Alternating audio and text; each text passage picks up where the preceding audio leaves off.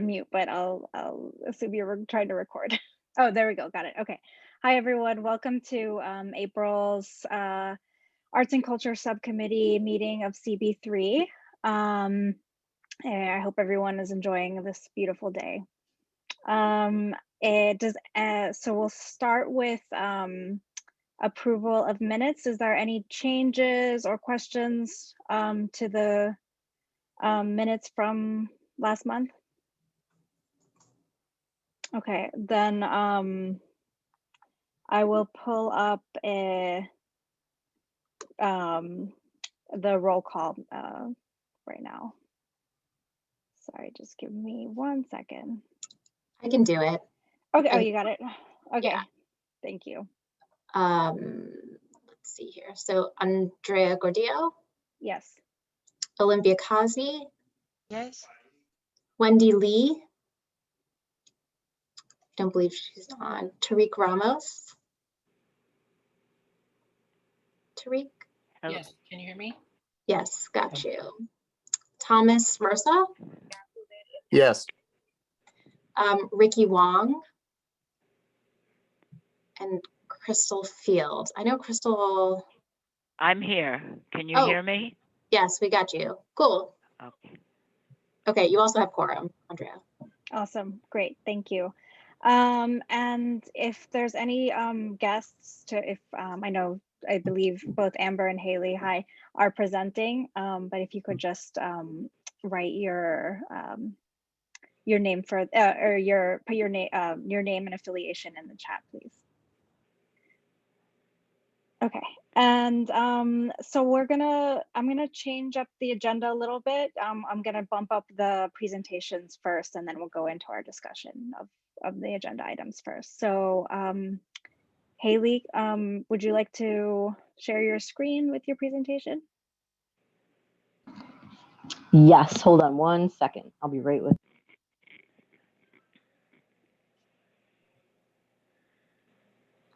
I also wanted to say congratulations to Andrea, since this is her first meeting that she's chairing as chair of the Arts and Culture Committee. We're very excited to have her. And she's like a long history and legacy with this committee in particular. So hopefully we'll be off to some good work. Thanks, Anisha. All right, apologies about that. Oh, someone just entered the waiting room. Okay. All right, hi everybody. My name is Haley, and I'm here tonight from Chashama, which is a nonprofit that repurposes vacant real estate into artist studios and exhibition spaces. And I am going to give a brief presentation to tell you a little bit more about what we do.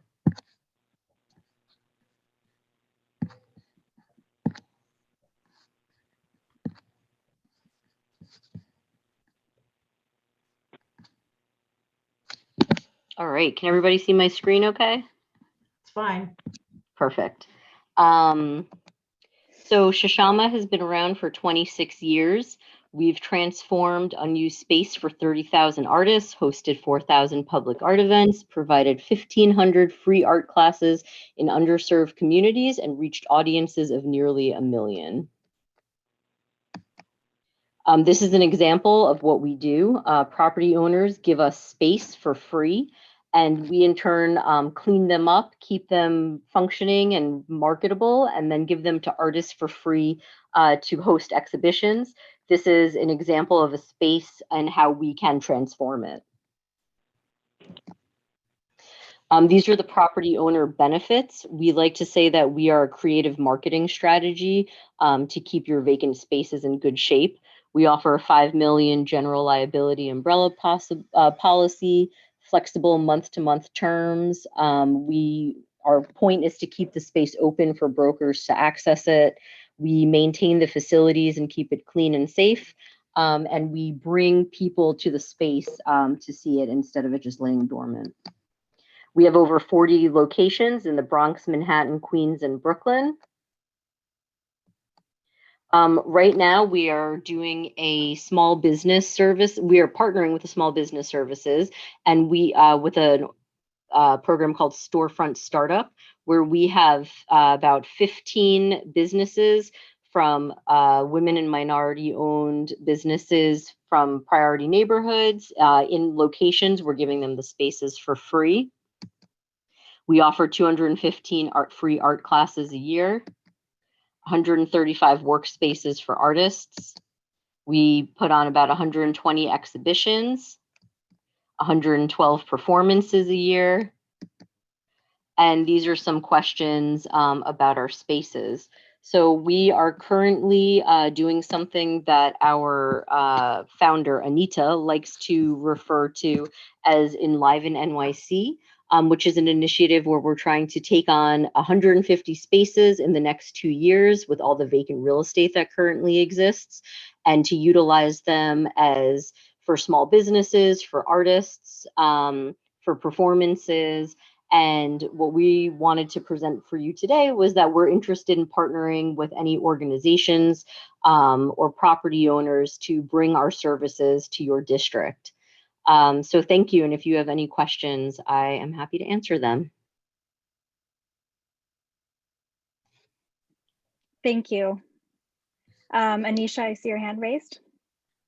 I was wondering, what are the priority neighborhoods with SBS in which you are working? And then what has Chashama's relationship been to the CB3 district, which is like East Village, Lower East Side, Chinatown, our area? Yeah, well, to answer your questions kind of backwards, we had a space at 55 Avenue A that we lost in July, but it was on the corner of 4th Street and Avenue A. It was an old bank space. So we had that space for about a year. We've had spaces down in Chinatown.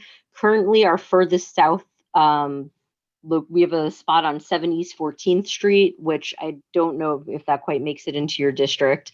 And we have a spot at 200 Water Street, like way down south. So we would love more spaces in Chinatown, and the East Village is something that we're actively seeking out right now. As for the priority neighborhoods, we it's kind of based on what the SBS deems as priority neighborhoods. Sorry, I'm getting people coming in. Okay. And we are, it's kind of like the Bronx, parts of Queens, parts of Brooklyn. And what we're doing is we have spaces all over. So our spaces that we have in high priority neighborhoods, we're working with small businesses specifically from those neighborhoods and giving them free spaces. And then we're also taking businesses from these neighborhoods and putting them in our high trafficked Manhattan locations. So right now we have about 15 businesses spread across, I think it's like 10 locations. There's a few locations that share a few businesses. And it's a brand new program that we are just setting up right now. So it's something we're hoping to be able to continue with the support of the SBS. Yeah, it's going very well so far. Awesome. Thank you. Do you have a follow-up question, Anisha? I do, but I can wait if anybody else has anything else.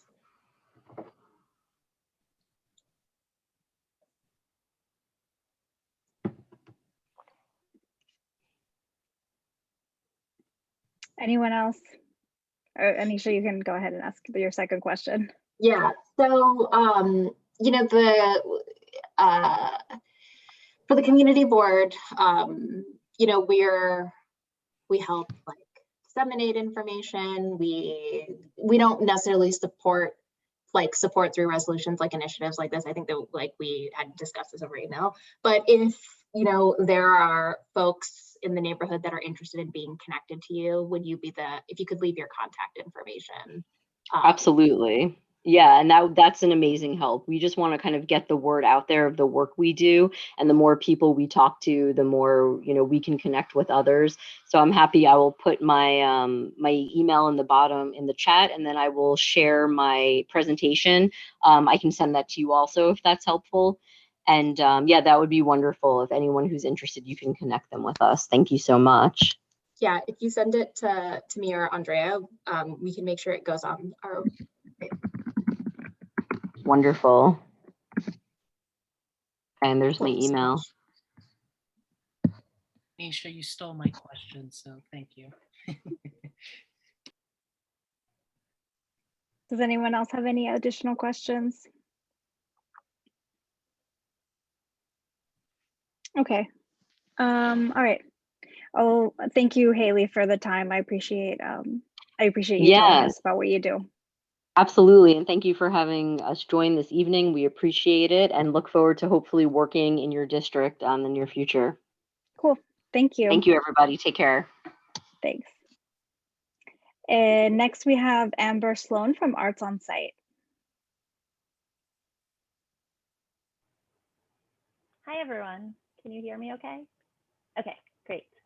I am the community hello, I had a question, but I was we are muted. located at 12 St. Mark's Place between Oh my 2nd goodness. and 3rd. I wanted to start by showing a little video. So I'm going to share my screen and I'm going to make sure. Amber, could I interrupt you really quick? I'm sorry. It's disabled. Are you a host right now? Linda should have made you a host. Okay. Crystal wanted to ask a question of the last presenter. Yeah. I did. I'll just Crystal, we can follow up after, and we have Haley from Chashama. I only wanted to know, do you take a percentage of what anyone gets when they sell their work at one of your spaces? I think she's gone. Yeah, I think that How does that sound? She's not. Okay. Well, that's all I wanted to I can ask. pass along the question to Haley though over email. Okay. Yeah. Wait, now. Okay, I'm sorry, Amber, for the interruption. There's sometimes, every once in a while there's a tech issue with Zoom. Okay.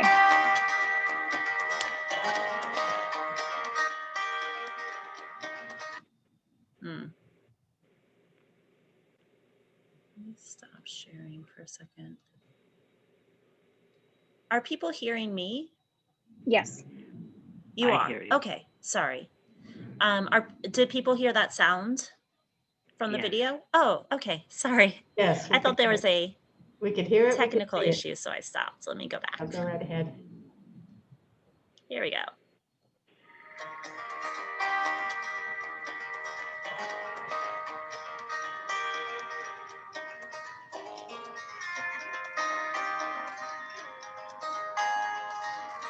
From a really young age, I started to cultivate the idea of being with all different types of artists and using the benefits of having artists around you.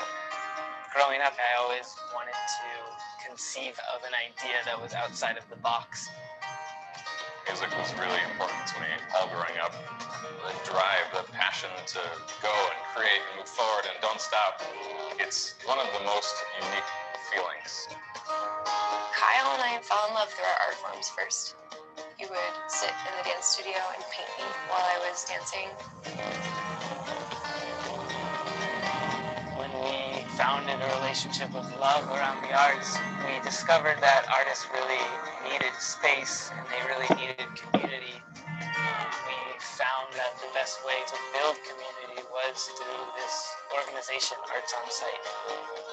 We're making a space where artists can share their art form in a way that doesn't ask them to be a finished product. Everyone who enters feels a part of it, and everyone feels like they can bring someone back, and then they can become a part of it too. Arts on Site started in the East Village, and now is expanding into a residency program upstate outside of the city. We get to bring people here and support them in a way that I think artists should be supported. With a big dining hall of food, giant studio, endless amounts of hikes in nature, and then giving them a performance to finalize this feeling of being supported. If you're an artist and you've struggled finding space to work, and you've struggled finding a community to share your art with, if you're an artist and you've lost inspiration and need a dose of it in a new and unique way, we have created a space for you.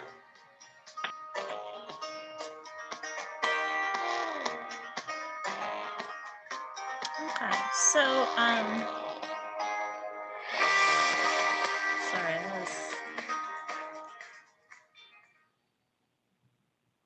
okay. So you can see that that was a lot of pre-pandemic stuff. Lots of people crowded, jammed into studios, performances. We would have monthly performance parties, inviting artists of many disciplines to come in and show work in progress for feedback in an informal way. It was a party.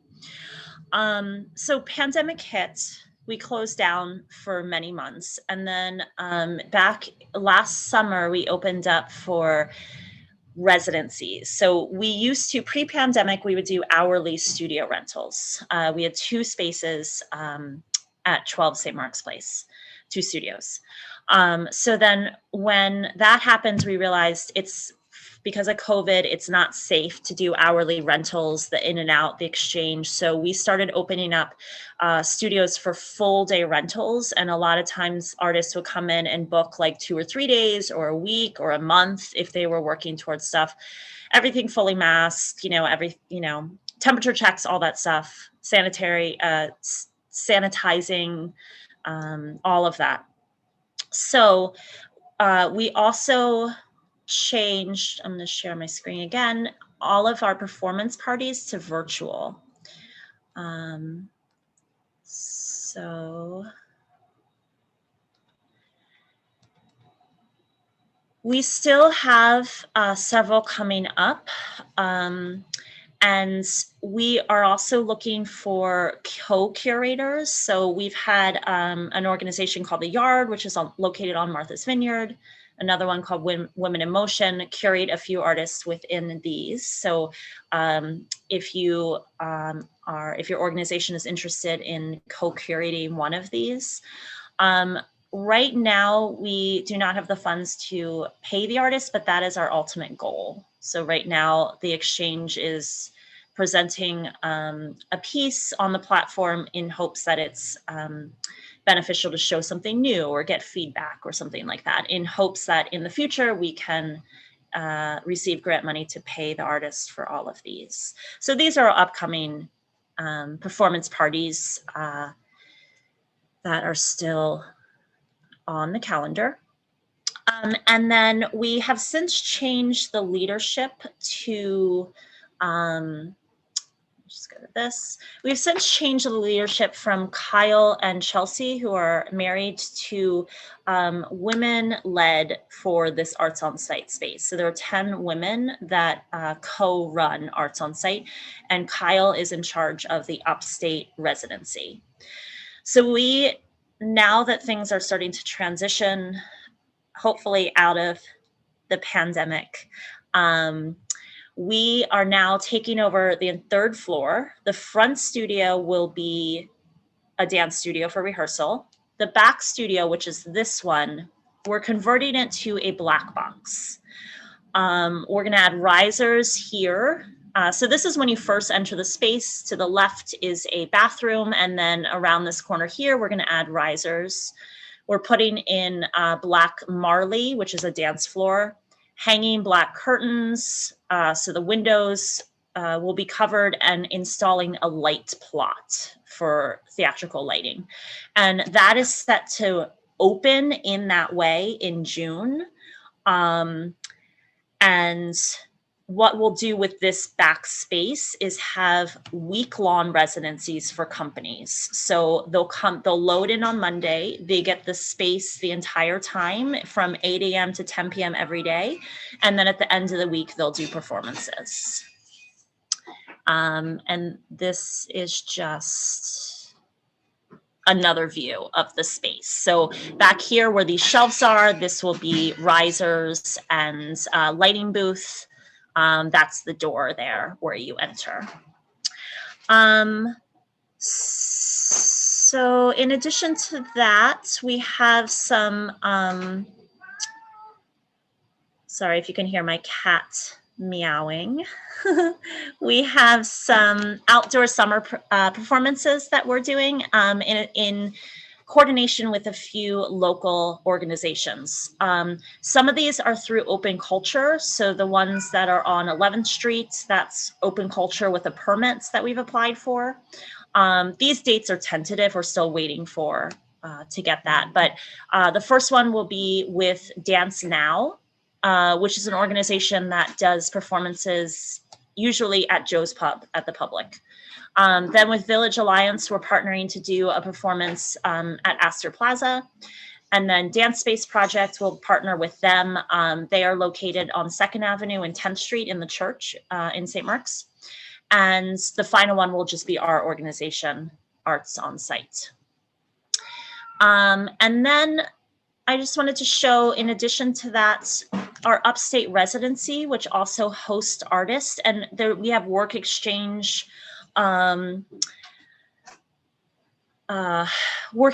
residencies going where artists come up and they help with whatever needs to happen with the place, whether it's laundry or cleaning or garden work, building work. And then in exchange, this big open space right here, there are doors on it. This is a huge dance studio that they've converted. There's a dance studio. There's a smaller one in the door next door. These are apartments, like 2 studio apartments. And this is a wider view. This longer gray area is the kitchen. And then this end part is the bathhouse that they built.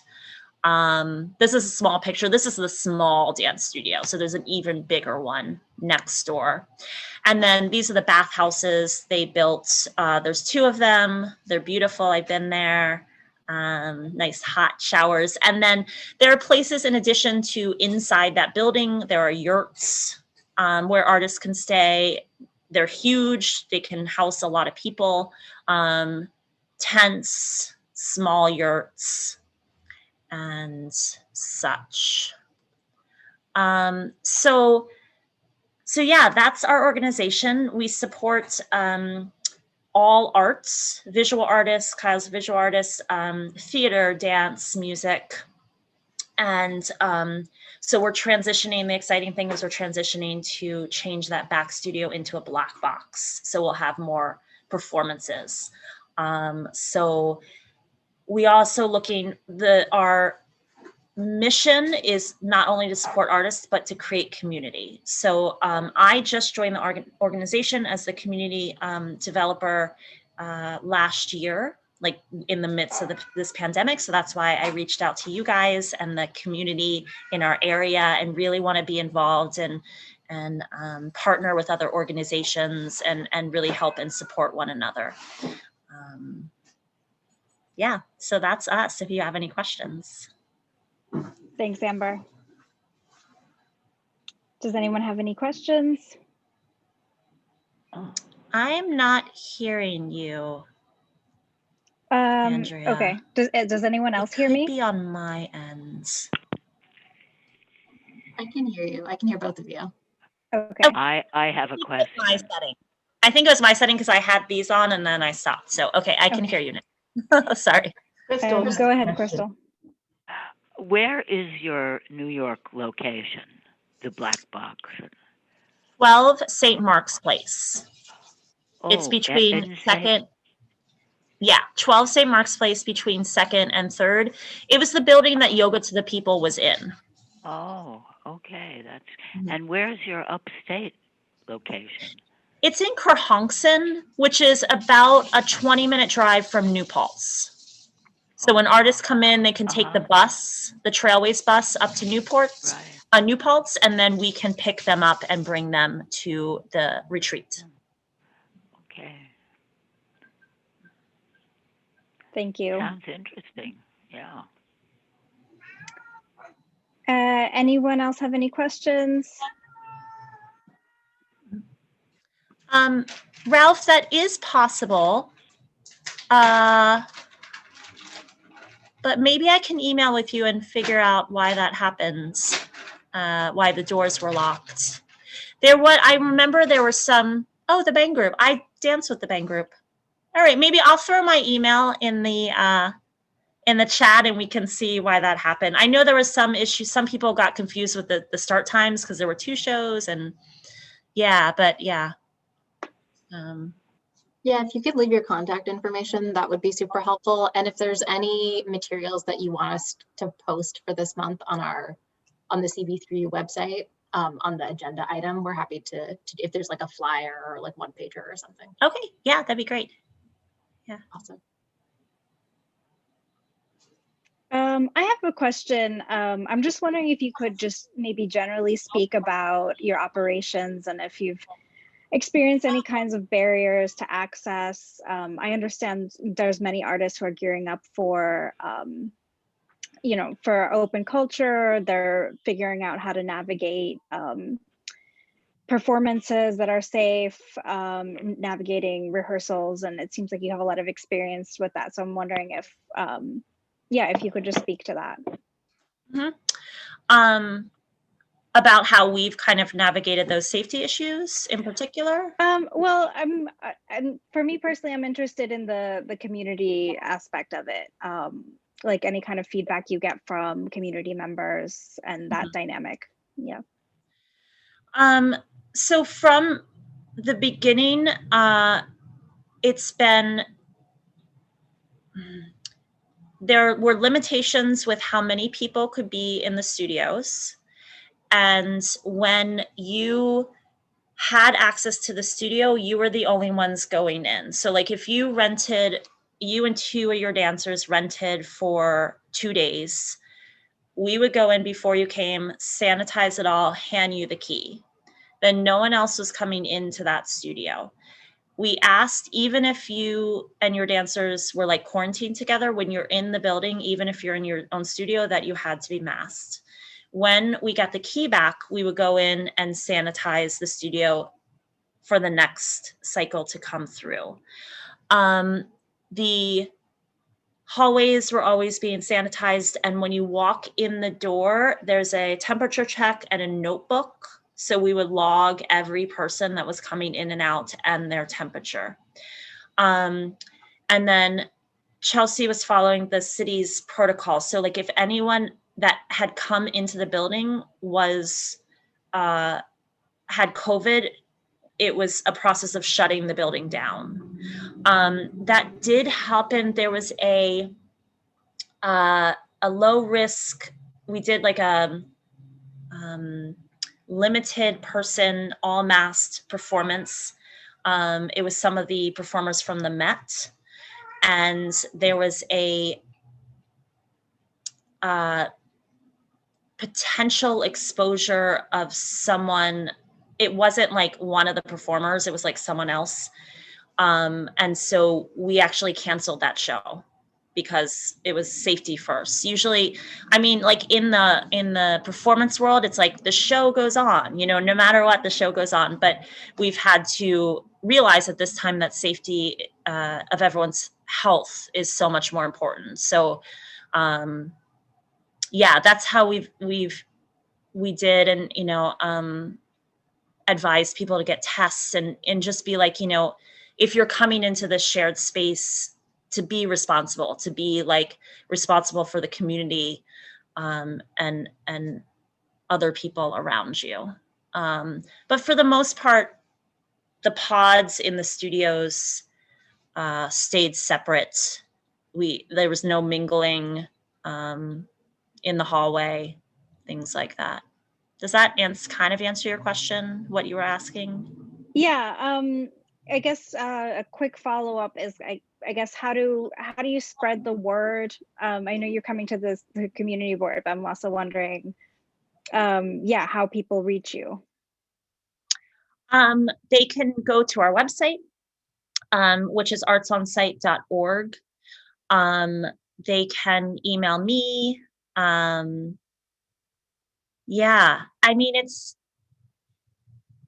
the building is, there's no like front desk person. You can't just kind of swing by and see it. You do have to reach out to us if like you want a tour or something like that, because it is a locked building at this time, no doorman or anything.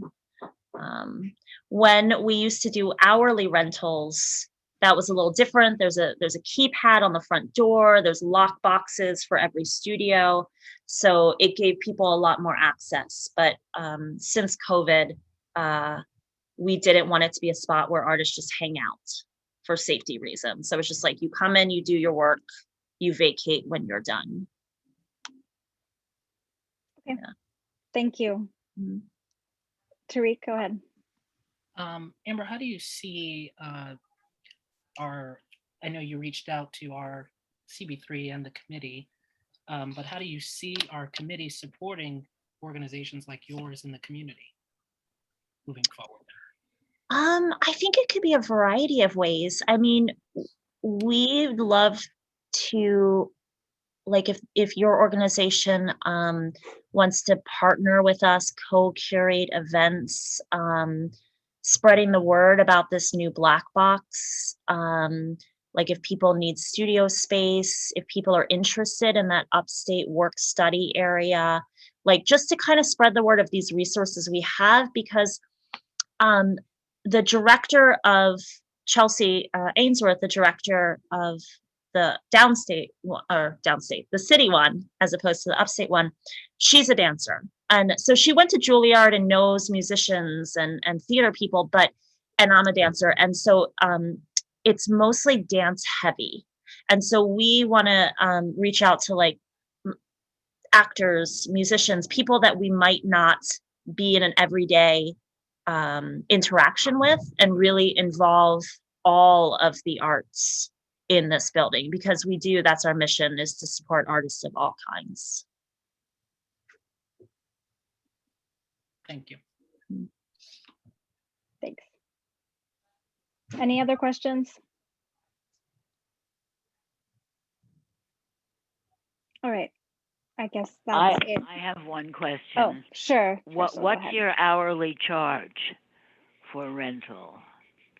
So now, different than when we did hourly, we're not quite doing hourly anymore. When it was hourly, it was sliding scale based on if it was a rehearsal, if you were teaching a class, if you were renting it for like a event or something, that was on a sliding scale. Now it's not hourly because of safety. So if you wanted the entire day, the front smaller studio is 125. The back studio is 150. You can have more people in the back studio. I think it's 8, whereas the front studio limits to 5. But with that price, you get access from 8 a.m. to 10 p.m. That's a very good price. Mm-hmm. We're trying to make it accessible to artists, especially at this time, because a lot of us are out of work, but still want to be creating. Mm-hmm. Okay. Oh. Olympia? Have you guys been able to pay your rent in the past year? Have you struck a deal with your landlord? We are in a lot of heavy negotiation with the landlord. He is being very generous with us. There was the last time I was on one of the meetings last year, there was talk of him wanting to sell it. It's a historic building, but he was wanting to sell it. So he's decided to not sell it. He's now giving it to his non-for-profit organization. It still has a heavy price tag, even if he just charges to cover the taxes, because it is a historic building. So yeah, it's been a struggle. Sorry, what you just said means that normally you are paying a high rent because they also pass their property taxes to you guys? Oh no, I'm just saying, if during COVID, like he was wanting, because Yoga to the People left and he gave us access to all of those studios, he just wanted us to be able to cover the taxes. So not even like make a profit. But what I'm saying is, like, even just the taxes was a lot of rent for us. But So you are negotiating. You think you're going to be able to stay, because this is a major issue that a lot of art spaces are facing right now. Yes, We are going to stay, but that's why we're kind of consolidating down to the 3rd floor. So right now we do have access to all the studios, so our rent is much higher than it will be coming up. Although I believe the back studio will be $10,000 a month in rent. And then I think the front studio is about $8,000. So yeah, it's more than that now because we have all the studios. But that's also the issue, is that we've been really even struggling to make that. So consolidating to just the 3rd floor, turning that back studio into a black box, which will help ticket sales, will help with that.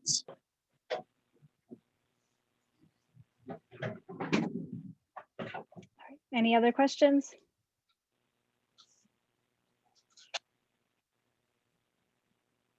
Okay, thank you, Amber. Thank you, I appreciate your time. I appreciate yours as well. Thank you. Okay, just a quick reminder, if you're here visiting, just please put your name in the chat and your affiliation if possible. Okay, we'll move on to our next agenda items, which were a discussion of future agenda items and a discussion on the planning of the town hall. I think we'll start with a discussion. I'll open up a discussion about planning of future agenda items, because from there we can kind of figure out how we want to approach this town hall. And we've discussed numerous issues. We've gone through an existential study of who we are for a few months. And so I think this is all fresh in our minds, and a lot has changed over the past few months. So I just want to frame our discussion with that and hear what you all think what should be our priorities, what we should kind of address over the next few months and within the next year.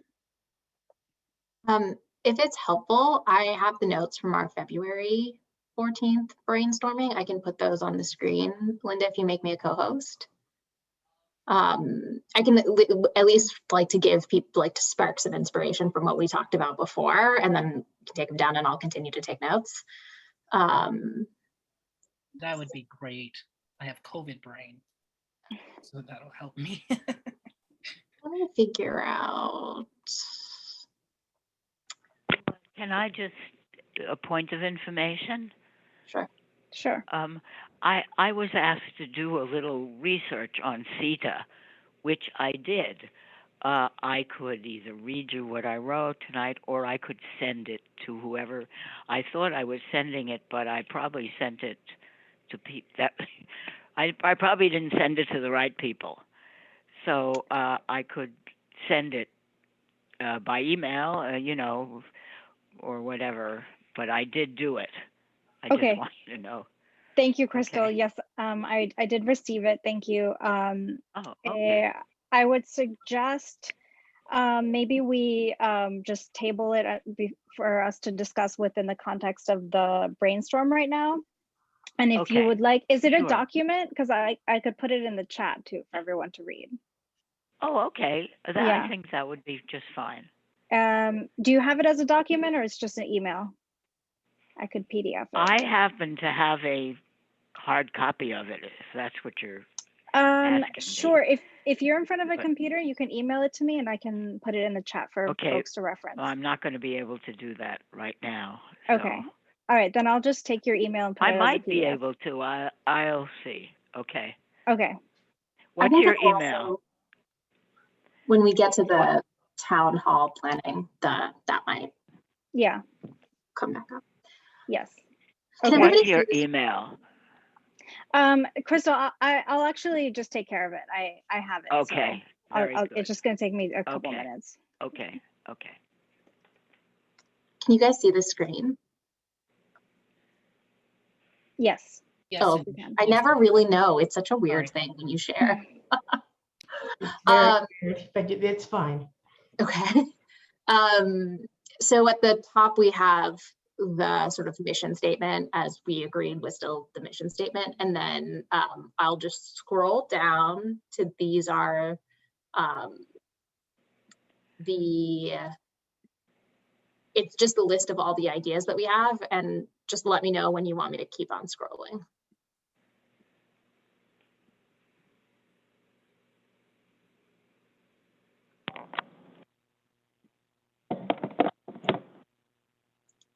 And we've achieved some of these things in 2 months and some not.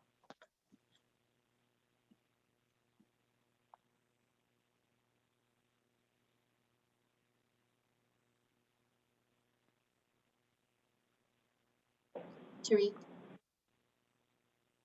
I see that we have here the outreach and communications to community organizations. I want us maybe to brainstorm a little bit today of how we can be a bit more strategic about the organizations that are coming to us and what we really can do as CB3. I think there might be some confusion as to what CB3 is, and knowing that individually we might be able to partner outside, but what is CB3 doing as a whole? And I know we had talked about it, I think long down the list about kind of the marketing aspect or supporting organizations in the community. So we might need to discuss kind of how we do that if that's a goal of ours. But yeah, I wonder, I don't want to waste the organization's time coming here or waste our time. Yeah, we should definitely talk about that. I will continue to scroll down. I can also read it if that's helpful. That'd be great. Or I can read it if you want me to. I can read from, I'll just read the issues that we came up from the top. Sounds good. Sorry, can I say something? Sure. I mean, we are already 50 minutes into, no 50, yeah, almost 45 minutes into the meeting. I'm not sure there is a benefit in a public brainstorm, the 10th, maybe even more in the last couple of years about the same old issues. And I feel, you know, a bit uncomfortable because those were brainstorms in the spirit of something different with new members. However, this is an established institution, and we do have a very clear mandate of things that we can do and things that we cannot do. And this is a very confused document that I would appreciate if somebody at the leadership, whether Andrea, now that you stepped in and are the chair of this subcommittee while we're figuring out whether it's going to be a committee. And this is, in my opinion, the major issue that today should be discussed in terms of the future of the agenda items, because the biggest brainstorm that we had was all around the education issues and how they come together with this. But wasting more energy on things that we know are inappropriate for a community board, like marketing, or even borderline what happened today with some of the presentations, right? That is the responsibility of the chair and the people who are preparing these people for presenting at the community board 3 to explain to them where they're coming and what they should expect, and etc. And I wouldn't want us to take more of our time today in this meeting to confuse ourselves and go around in circles. So I think we had some major issues brought up at the full board meeting that they haven't been yet addressed. And in terms of future agenda items, we should not be forecasting. The issues are here, right? I mean, it is kind of shocking talking the day after New York State budget came with its announcements of funding for the arts, etc., to be talking as if we are, oh, what should we be talking about? There are major issues that are happening in the art world, and the community board could have resolutions. So we should not be brainstorming in absentia of the reality of the world that we live in. I understand that, but I also would like to point out that like there are other people on this committee who have not been on this committee for very long, who are still getting themselves oriented to what the committee does. And we want to give everybody a chance to, you know, it was a brainstorming for a reason. And I don't want people to feel like their brainstorming didn't go anywhere. I think that there are certainly valid concerns like the ones that Tariq brought up and you are bringing up, Olympia, about, you know, what the actual intent of this committee is. But I think this has been the historic problem of this committee, that like we get presentations or people come because they don't necessarily know the purpose. And I think that like, I think even from the February meeting, there's confusion on the committee as to what the purpose is. And so we need to like the point of today really is to get clarity with everybody as to what we're trying to do here, and if there are agenda items that we need to be thinking of and working on immediately, this is the time for us to be like, this is the plan for next month. And then everybody has said they wanted to work on a town hall. So we need to actually figure out what our town hall is about and get working on it. I think that's the goal for today. I think if we want to talk about, the issues that were raised at full board, please feel free to go ahead and start with that, I think.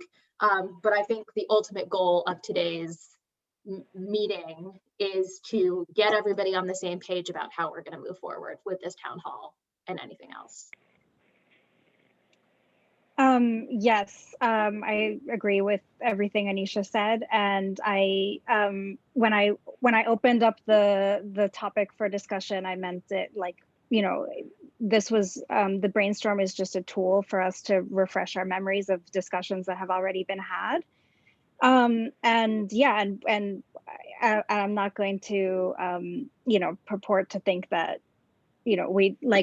then none of us know what's going on in the art world or in the community. We're all here at the community board for a reason.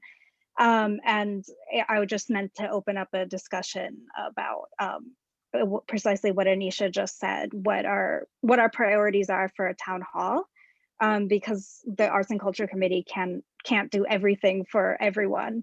I think it would be more effective if we were to decide as a committee what we want to focus on.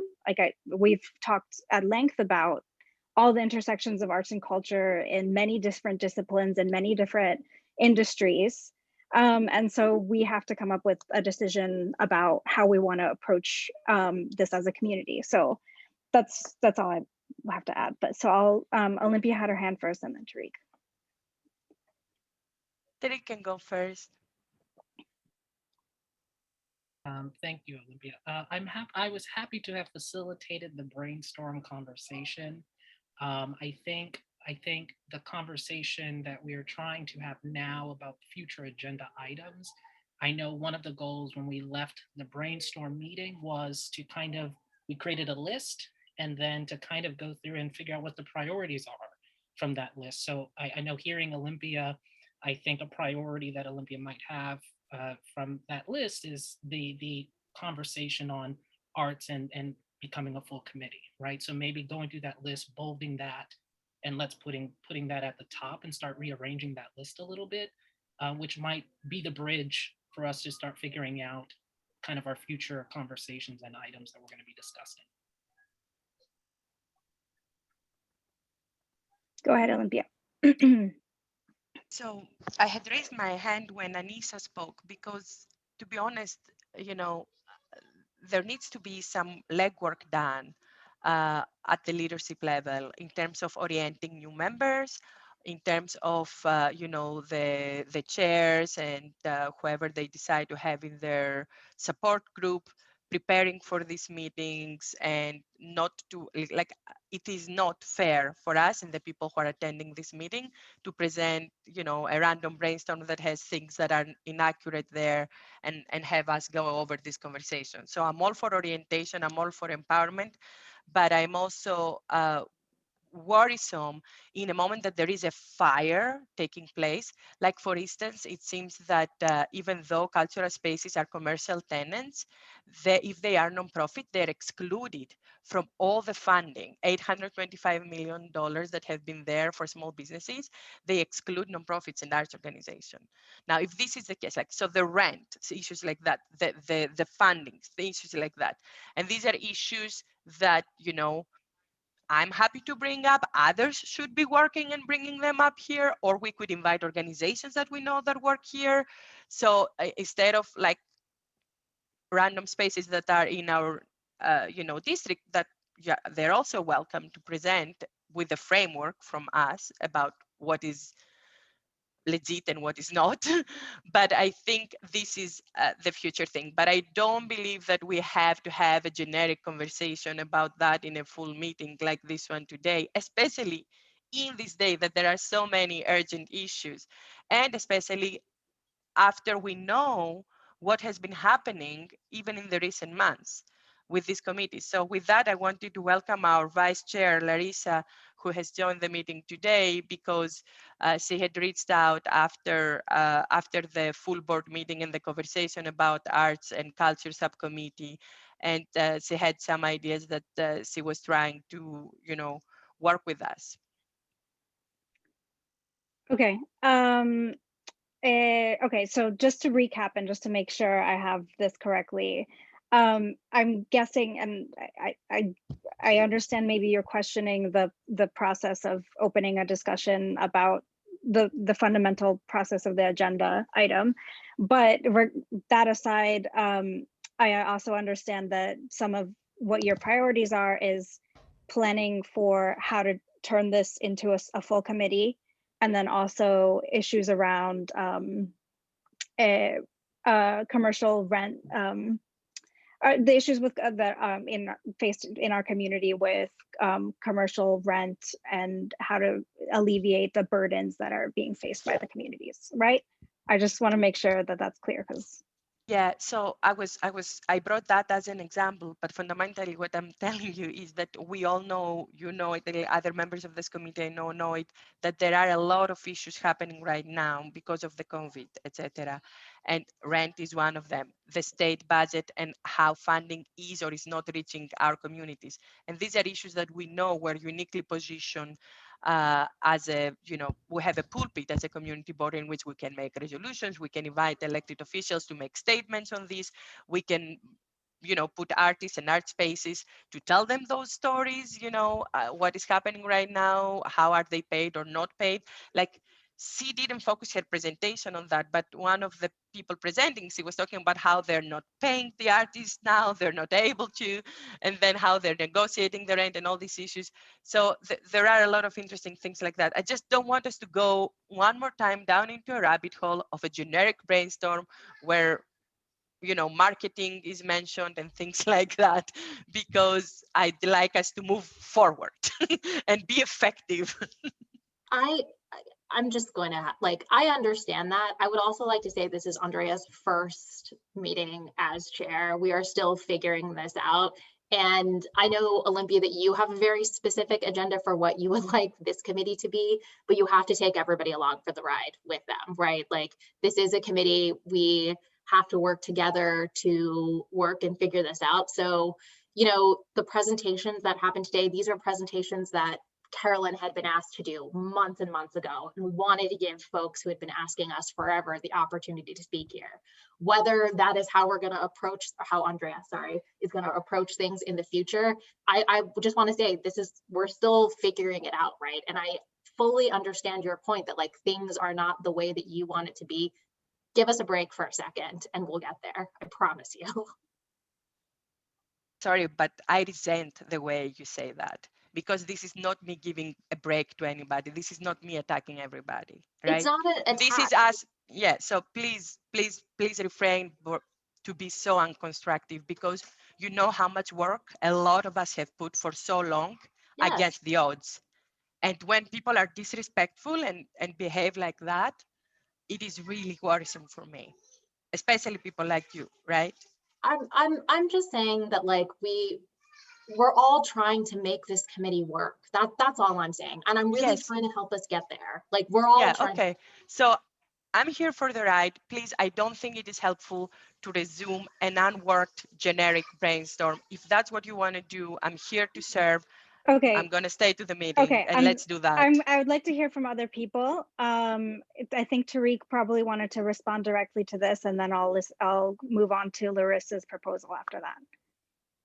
I just wanted to say, I think, Olympia, everything that you are saying are, I think, future agenda items that we could be. Exactly. I do think that, it's helpful for us to hear your sentiment, and I get the historical piece that you do have with this committee. But I think everything that you have stated thus far is what the conversation is at the moment, right? So that we can understand as a full committee what's going to be on the next month agenda, what we're going to be tackling, what we're going to be working on. And I want to join the ride with you and tackle all of those things and work on all of that for the community and the arts organizations in our community. So I think it is helpful to hear that. Other than that, I'm good. But Larissa, you can take the time now. Hi, Tarek. First of all, Andrea, congratulations. Thank you so much for stepping up and heading this subcommittee. I really hope that we can work together, possibly develop this into a full committee. I have some great ideas for that, and I'm going to be bringing those to the exec. Regarding your talking about future agenda items, it may be helpful to put together some concrete guidelines for these agenda items. I think, first of all, Olympia has pointed out that these are some things that the community board as a whole can address, which is discretionary funding, budget priorities for art spaces, not-for-profits, bringing in targeting specific organizations in our community, not just for promoting them, but also hearing what their needs are and seeing as a group what they may be needing and how the community board can support that need, whether it may be for funding, whether it may be for legislation, or maybe just word of mouth, have them come to full board and announce something that they are planning for the community. So these are some ideas. If someone wants to capture a few of those and then make them a little more concrete, and put down a few ideas for organizations that they may be associated with or who have come in the past and could be very informative. I hope this is helpful. And I'm here to help you guys brainstorm as well. Thank you. Yeah. Yeah, I understand that, I'm not going to pretend that I don't know more than I know, but I do realize that the community board does play an important role in advocating around budget and legislation. That said, we meet once a month. There's a limitation to what we can do, and arts and culture is a very, very intersectional discipline and committee. And so that's why I wanted to hear, given everything that has been happening over the past few months, what is the specific priority that what we want to support on. And I think that it's also a valid point when, it was mentioned marketing was a question as well. I think a different way to think about that is like how our subcommittee is reaching out to other organizations. I don't mean to speak ill of other people before me, but to send out a survey in the middle of the pandemic, as someone who works in arts and culture, I think I got a survey every other day. So on top of all the other things I had to do. So maybe we could rethink about how to conduct a survey of Lower East Side arts and culture artists and institutions. I'm just throwing this out here as a way to like focus and hone on our goals. And I'm listening that, the full committee is a priority. I'm listening that the commercial rent for artists is an issue. But again, I want to hear from other people. Or if that's just what we all agree to do, then that's what we agree to do. But Anisha, you had your hand up.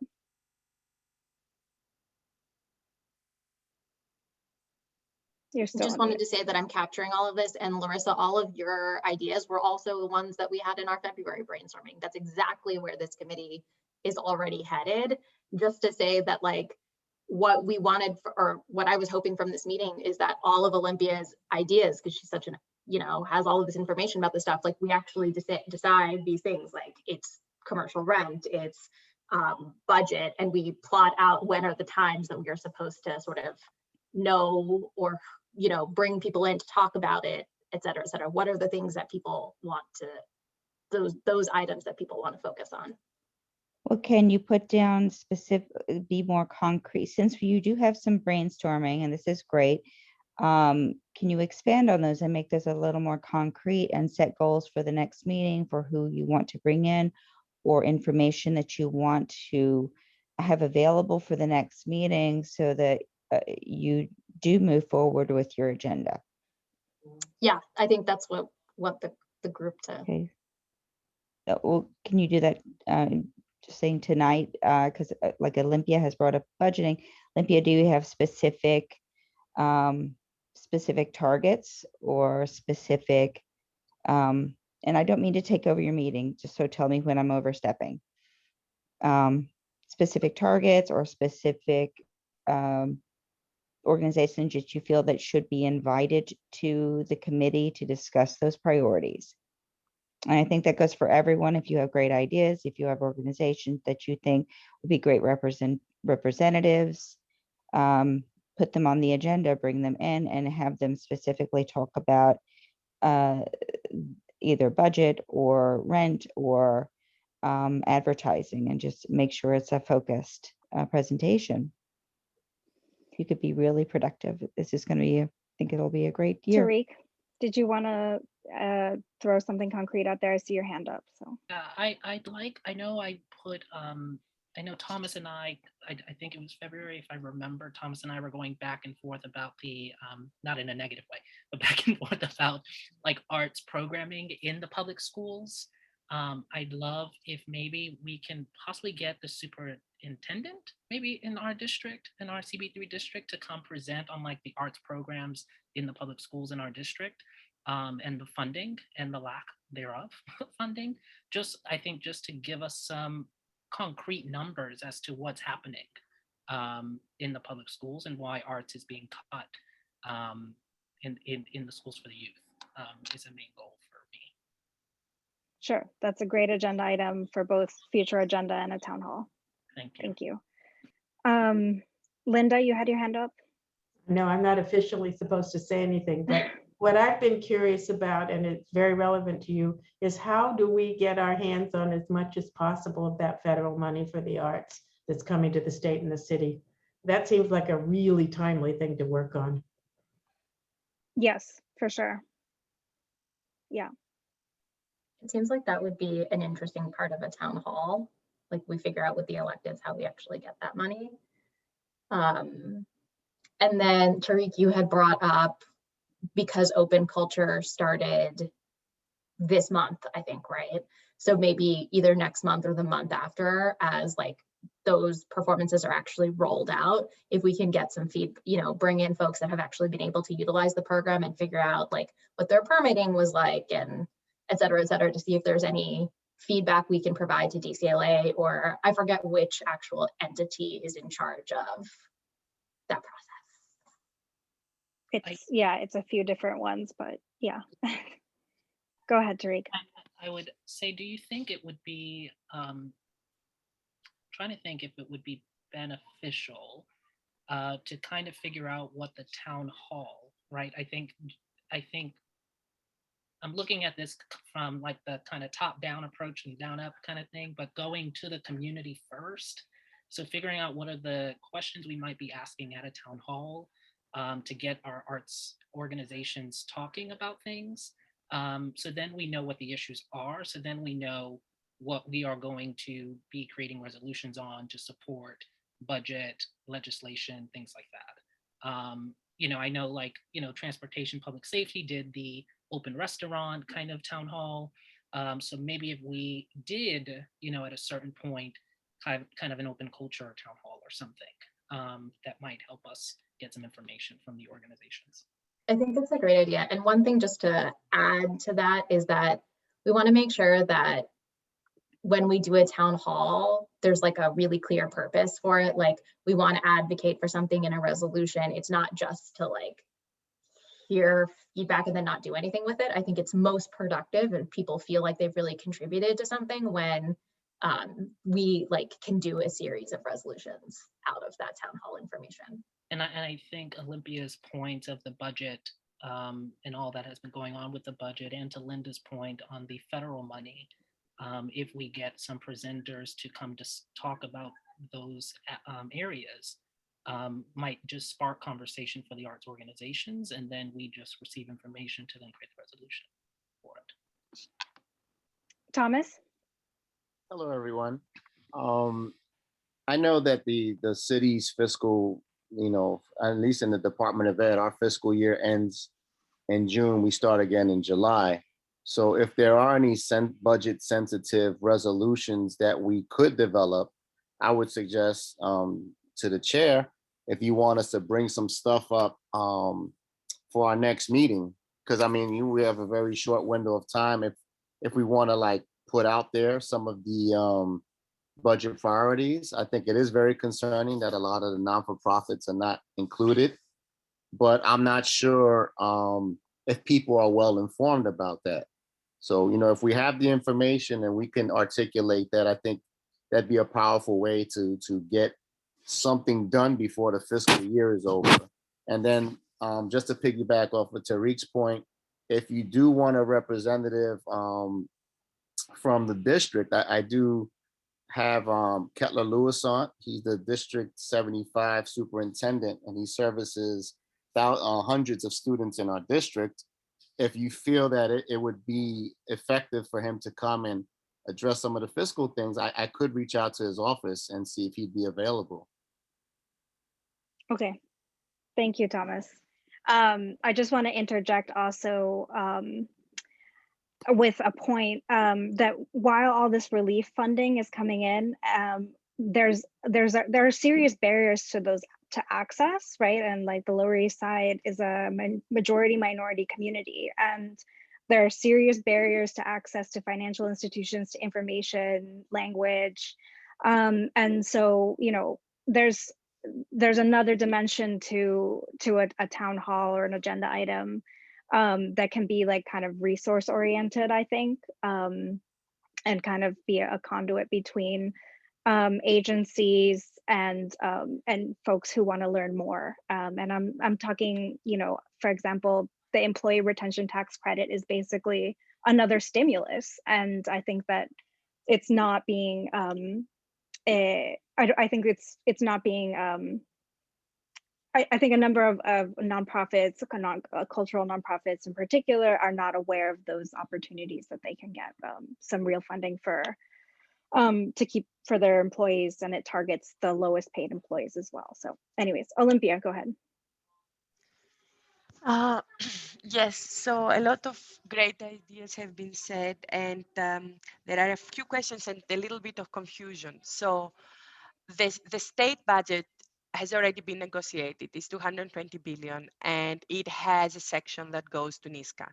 So the funding for the arts, in the question that Linda asked, so whatever funding from the general federal relief the state will be using for our sector has already basically been funneled through the document of the budget. And I think having a presentation from NYSCA, if we want, or from some nonprofit entity that follows NYSCA, Arts for Arts, or some, no, Arts for Arts, what are they called, American for the Arts? I mean, there are different groups that do that. We could invite someone and then decide whether this group or help us shape questions for a town hall based on what they say, how it will be administered. I love the idea of Tariq about asking the superintendent to come and talk to us about what is happening in the schools with arts. And I wanted to mention that basically a historic fight was won yesterday, like a major one for all New York City schools was won after 30 years yesterday. There was a lawsuit that required that all the schools were given foundation aid, because right now, as you know, a lot of our schools are financed with property taxes, and that means that affluent segregated neighborhoods have wealthier schools, and that perpetuates inequity in our communities. And the legislature passed all the foundation aid that our governor was withholding illegally, and there were challenges out there, and it's going to step up to 100% in the next 3 years. So this means finally our schools may be able to access all these enrichment programs with arts and culture, tutoring that will be needed post-COVID, etc. So I think there are a lot of a lot of great ideas that have already been said. And as I'm unpacking them here, I wanted also to mention that there is another timely issue that is, even though the state budget is passed yesterday, like the majority of it, the city budget is negotiated now and will pass in June. So timely resolutions for the city budget could pass based on what are they getting from the state. So I would say in terms of how we can best advocate for the major issues that Andrea brought up, that are basically funding is there and our people cannot access it, though this is the moment for us to pass the resolutions basically next month. And so we need to do all the homework and be ready to have it in the agenda and pass it next month. And I don't know, it's a lot of different things that we're bringing up, but if we're talking about timely issues, this is the time frame about being able to weigh in a meaningful way, because the budget is going to pass in June, basically. Good points. Yeah. Okay. So it sounds like there's a few different consensus around for the immediate item being inviting the superintendent and having a kind of discussion about that and working on a resolution at the next meeting. So does anyone else have anything else they want to add? I know we've talked a lot about a lot of different things, so I don't want us to veer off too far. I would like to add something if I could. Sure, Crystal, go ahead. I think that the whole education thing is great, but it really is of minor importance compared with what the theaters and the galleries, etc., are doing in this area. We're talking about performance, and we're talking about doing what these people do, not forcing them into a tangential situation where they're only going to get money for working with the schools. We really have to talk about the needs of the theatrical. I mean, I'm mostly worried about theaters, but I know dance companies and galleries are also of equal importance, but I can only say theaters. The theaters in this area are starving.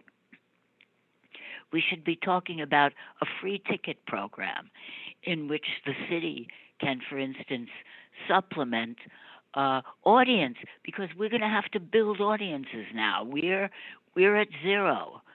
We have to offer audiences an incentive to come back, to come out of their houses. So I think, for instance, a free ticket program of some kind where the audience's ticket price is subsidized by money through the government, for instance, which would push the theaters, etc., into the community. And that's where they need to be. And that, for example, I think would be an issue that we could support. And it would have to be accounted for. I mean, it has to be accounted for. We already have a small free ticket program with the city. I could ask the commissioner of DCA to come and talk to us. I don't know if that's of interest, but that's what we need to do. We need to talk about the theaters that are in terrible, terrible trouble now, and they can be pushed to go into the community more and more. So that's all I have to say. Thank you, Crystal. I just want to add that I think we can kind of walk and chew gum a little bit. Like, I think we're just kind of having this conversation about time and our priorities, and I totally agree with you. And I just want to add that I very much see a connection between the arts and education and our theaters being like healthy places of learning and economy. And so maybe we can figure out a way to segue some of this. And I don't want to forget about your report that you put together. I just couldn't put it in the chat, so I think it was just a little too big. But I'm not sure who is next. I think it's Olympia, then Anisha, then Tariq. I Well, think I it's don't Anissa, mention but a free ticket program in that report. yeah, Okay, I know. no, I That's just wanted to another bring it up. I idea. didn't forget it. Yeah. Yeah. I, Okay. I Yeah. just wanted to follow up to Crystal because, so Crystal, first of all, you know that actually Scott Stringer proposed to do a voucher for vaccinated New Yorkers, exactly what you want, but he's a mayoral candidate, so we can't do a resolution for a mayoral candidate. But I do believe that what we meant when we said about the city budget passes in June, this is exactly the kind of recommendations we could give to the Department of Cultural Affairs for the budget priorities. So for instance, creating this kind of vouchers, maybe in tandem with other agencies like New York City and Co. or others, Mayor's Office of Media and Entertainment. They are not mutually excluding. The education thing is another thing. This is another thing. No, exactly. And there was both. Exactly. And we need the third thing, that is your report. So for those who were not here, the report that Crystal had created was a follow-up to a resolution that we did a few months ago at the subcommittee about a WPA for artists. And it was supposed to be getting funding in the budget that passed yesterday. Unfortunately, it didn't pass. It was cut out. However, a stream of funds that was supposed to function a little bit like that was moved into the NISCA budget, New York State of Cultural Affairs. And so I think like whoever is taking notes from today, those are three things that all three could be in our next month resolution about budget priorities for the city this June. That was my question, just to add on to that. So I have that you want to invite the superintendent around education. And then we said a resolution about the budget, but what were the three things that you wanted to sort of highlight so that Andrea knows what she needs to investigate before the next month? I think the one that Crystal was talking about, the idea of giving vouchers to New Yorkers, vaccinated New Yorkers to go to safely perform, activities in the city. And then the idea of the city financing a WPA or CETA-like program that, because a lot of the venues don't have the money to pay for new productions by artists. And then the third one was, I don't even remember anymore. But generally I think the idea was funding for arts to go back to school. And so, but I think this is going to change a lot. That's why it's interesting to hear this from the superintendent, because they're going to be having much more funding. And Gail Brewer's office followed up because I made a question about the budget at the full board meeting. And today her budget director called me and gave me some great news that thanks to the question that I raised and others, basically the DOE allowed the schools to roll the funds to next year. Because as Thomas said, the funding that you get for 1 year, you're supposed to finish until the end of this semester, right? But the problem is with the amnesty that the schools got, now they have funding that normally they would be expected to eat until June, otherwise they can't use it. And that, of course, like, this is no more time to like the school ended, so now you're going to pay the tutors to come and do the work. So we advocated, and Gail Brewer confirmed today, and they emailed me that the schools will be allowed to roll money from this year that you got through the budget amnesty to next year. And so if they want to use it in, enrichment opportunities with arts and culture, like some schools, for instance, have been inviting writers in the district. That was great, and things like that. That's great, and they can pay them. And this way also the artists get money. So these are, I think, the kind of things we can have in the reso or in the presentation, that are two different things, and then eventually in the town hall. But the reso needs to happen before the budget passes. That's why we have to move fast. And just to add to that, for the whole group, if anybody has ideas of who you guys should invite in order to give information about that for the resolution for next month, I think it makes sense to put it for a resolution for next month. But if you want backup information, it doesn't have to be now. Let Andrea know who you want to come and speak, or any resources that you think that would be helpful as you're putting the resolution together. And then, since it is almost 8 o'clock, even if you don't get to a town hall topic, at least having like some sort of timeline, I think that would be helpful, so we know what you guys are going to target in terms of when you want to do it. Yeah. Tariq, and then we'll try and wind it down from after that. Yeah. I wanted to say I appreciate, Crystal, your perspective on the education piece, and also appreciate your passion for the theaters and the dance companies in our district. But I also wanted to say that part of the a revenue source for these theaters and dance companies is outreach in the community, and outreach to schools, and outreach, right? And so as a leader of a nonprofit, I will say to you that we just secured a partnership with a public school, and it's been major for our budget, right? And what it's done for our organization.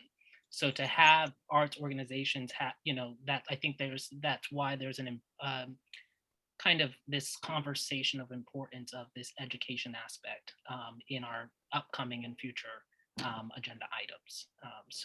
And I think also aligning with the arts and education aspect that we are all kind of in agreement with in some way. Yeah, well, Okay. I don't disagree with you. I just think it can't be our only topic for our town hall. Yeah, no, we're deliberating the contours of a town hall and like the progression of the next agenda items. And it seems like we've arrived at some at least overarching goals for the next one. And I think, and if anyone disagrees with me, please let me know. Maybe late in the summer or early in the fall would be an appropriate time for a town hall. But again, it depends on if we want to do something that's more resource oriented, which I very much think is valuable, or something that is more like focused on legislation or advocacy. But maybe a resolution is more effective.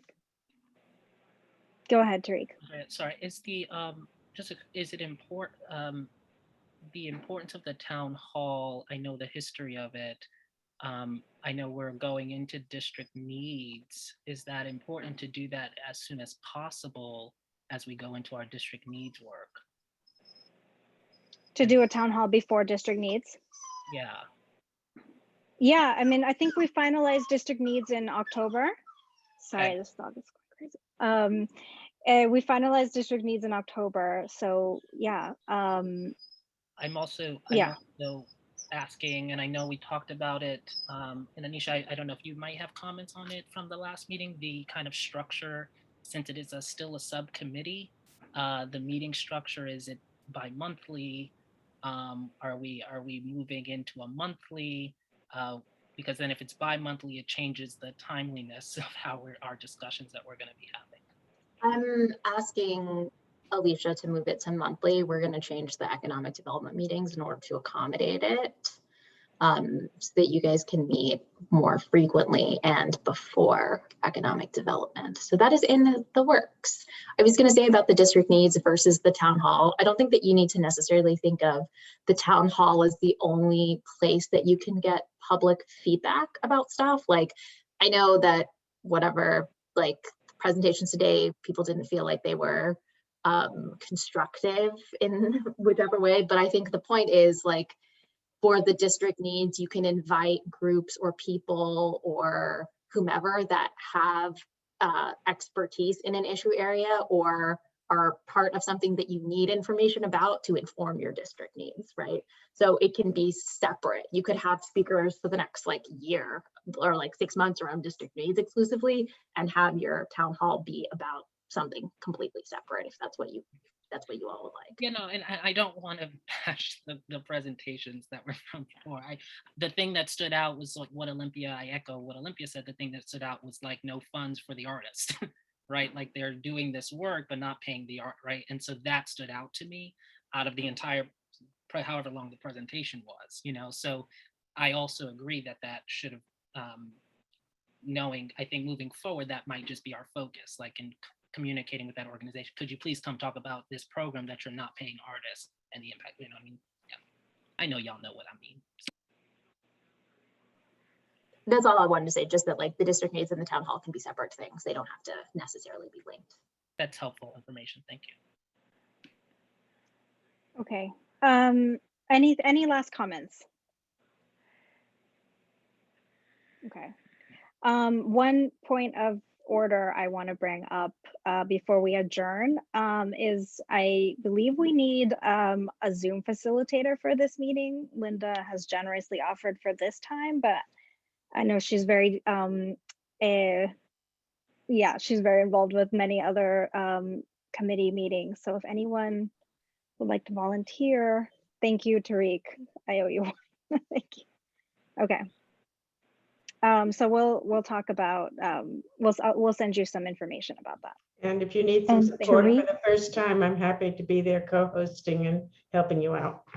yes, Tariq, Linda and I could definitely help you out. Any training materials, support that you might need with learning how to facilitate for Zoom, we're here for you.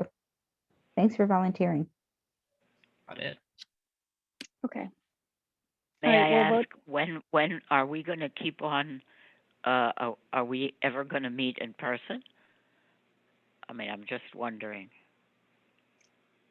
I think that I'm kind of waiting for guidance on that, but I imagine it would come probably from the borough president, some sort of plan for when that might happen, but I don't think it will happen in the immediate future.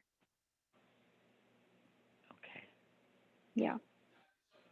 Okay, so we'll vote to adjourn. Oh, sorry, Tariq, go ahead. Sorry, Andrea. The Yeah. Contacting people has to go through you and the district office, correct? If wanting them to come, right? Just so Yeah. I know some we offer to like contact, and so I just wanted to make sure we are clear on the rules of the committee. Yeah, just shoot me an email. Everyone has it, I believe. I'll put it in the chat just in case. Yeah, and any kind of invitations, I'm happy to coordinate. Can you send me an email? Sure, Crystal, yes. So that I will. know your email. Okay. Yes. Thank you. Okay. All right, we'll vote to adjourn. Anisha, can you do roll call, Do the please? roll call, yeah. Thank you. Andrea, Yes. Olympia, Yes. Wendy, Tariq, Yes. Thomas, Yes.